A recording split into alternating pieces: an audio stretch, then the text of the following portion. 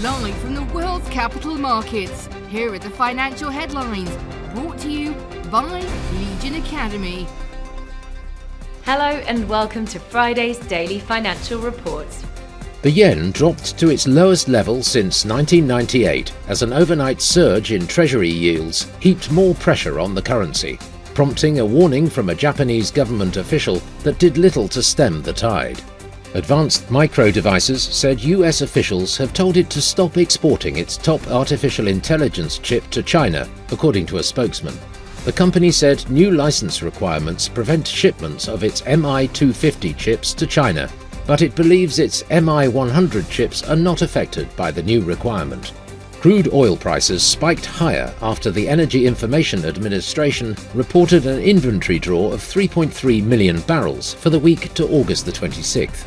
At 418.3 million barrels, inventories are 6% below the 5-year average for this time of year. The Aussie fell 0.6% against the dollar in the last trading session.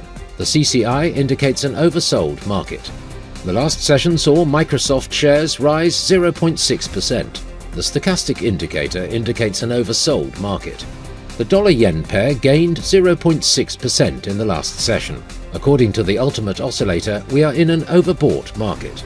The last session saw the pound drop 0.4% against the dollar. The MACD is giving a negative signal. The US non-farm payrolls will be released at 12:30 GMT. The US average hourly earnings at 12:30 GMT. Germany's trade balance at 0600 hours GMT.